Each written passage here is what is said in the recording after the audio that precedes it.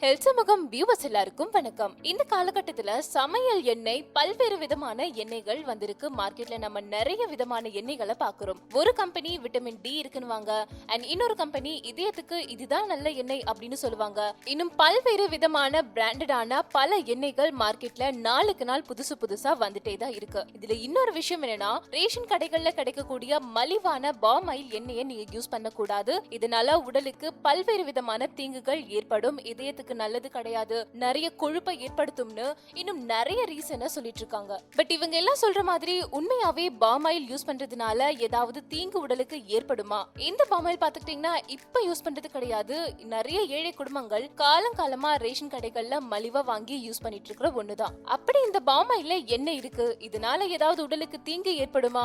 இல்ல வேற ஏதாவது நன்மைகள் இருக்கா? மத்த பிராண்டடான எண்ணெய்களுக்கும் இந்த பாம் ஆயிலுக்கும் என்ன டிஃபரெண்ட் இருக்கு? இது எல்லாத்த பத்தியும் தான் இன்னைக்கு நம்ம இந்த வீடியோல பார்க்க போறோம். வாங்க வீடியோக்குள்ள போலாம்.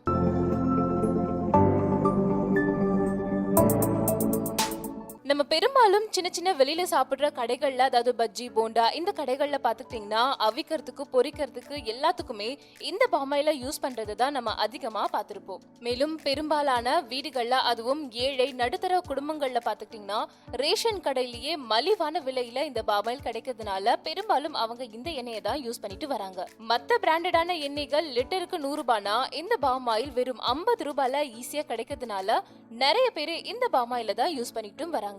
நல்ல வளர்ந்து வரும் பிராண்டடான கம்பெனிஸ் அவங்களுடைய எண்ணெயை நல்லா மார்க்கெட்டிங் பண்ணணும், அதுதான் விற்கணும் அப்படின்றதுக்காக ஈஸியா மலிவா கிடைக்கக்கூடிய இந்த பாம் ஆயில நிறைய உடலுக்கு கேடு இருக்கு, இது சாப்பிடக்கூடாது, இதனால ஹார்ட் அட்டாக் வரும், கொழுப்புகள் அதிகமாகும், தேவையில்லாம நிறைய உடல்ல ப்ராப்ளம்ஸ் ஏற்படும், அப்படி இப்படின்னு நிறைய வதந்திகளை இப்ப வாட்ஸ்அப்ல இந்த மாதிரி நிறைய சோசியல் மீடியால இப்ப பரப்பிட்டு வராங்க.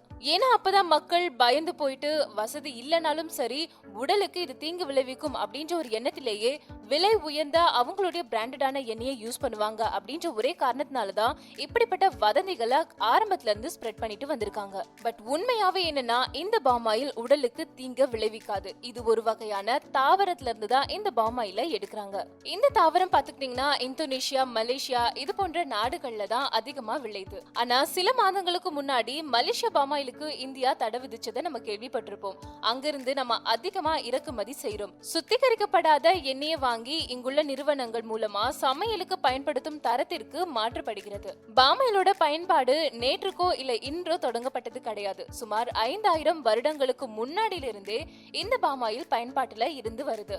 எகிப்து மக்கள் அப்போவே பயன்படுத்திய வரலாறு தடயங்களை கூட நம்மளால பார்க்க முடியும். பாம் ஆயில் ஒரு பழத்தின் கொட்டையில இருந்தும் அதன் சதையில இருந்தும் 2 வழிகள்ல பெறப்படுது. அதிகமான எண்ணெய் சதை பகுதியில இருந்து தான் எடுக்கப்படுது. சுத்தமான பாம் ஆயில் பாத்துக்கிட்டீங்கன்னா சிவப்பு நிறத்துல இருக்கும். 15 கிலோ வரை உள்ள பழத்துல இருந்து 20 முதல் 25% எண்ணெய் மட்டும்தான் எடுக்க முடியும். வெறும் 100 கிராம் எண்ணெயில 884 கலோரிகள் உள்ளதாக மதிப்பிடப்படுது. வேறு எந்த பழத்திலும் கிடைக்காத அளவுக்கு விட்டமின் இ சத்து நிறைந்துள்ள டெக்கோட்ரியோனல்ஸ் என்ற வேதிப்பொருள் இதுல இருக்கு. முக்கியமா குறிப்பிட்டு சொல்லணும்னா ரீஃபைண்ட் செய்யப்படாத எண்ணெயில மட்டுமே இந்த வைட்டமின் சத்து நிறைஞ்சிருக்கு. மத்தபடி அளவான பயன்பாடு உடலுக்கு எந்த வகையிலையும் எந்த ஒரு தீங்கையும் விளைவிக்காது. சோ வியூவர்ஸ், இந்த காலகட்டத்துல கூட நிறைய நடுத்தர குடும்பங்கள், ஏழை குடும்பங்கள் இந்த பாம் ஆயில தான் தங்களுடைய சமையலுக்கு யூஸ் பண்ணிட்டு வராங்க. அதுவும் காலங்காலமா யூஸ் பண்ணிட்டு வராங்க. சோ இந்த பாம் ஆயிலால உடலுக்கு என்ன மாதிரியான நன்மை விளையும், தீங்கு எதுவுமே கிடையாது அப்படின்ற விஷயம் இந்த வீடியோ மூலமா உங்களுக்கு தெரிஞ்சிருக்கும் நினைக்கிறேன். இத பத்தின உங்களுடைய கருத்துக்களை கீழே இருக்கிற கமெண்ட் பாக்ஸ்ல மறக்காம கமெண்ட் பண்ணிடுங்க. அண்ட் இந்த வீடியோ உங்களுக்கு பிடிச்சிருந்தா லைக் பண்ணுங்க, ஷேர் பண்ணுங்க. இதே மாதிரி இன்னும் பல ஹெல்த் டிப்ஸ் தெரிஞ்சுக்க நம்ம ஹெல்த் சமூகம் சேனலை சப்ஸ்கிரைப் பண்ணிட்டு பக்கத்துல இருக்கிற பெல் ஐக்கனையும் கிளிக் பண்ணிடுங்க.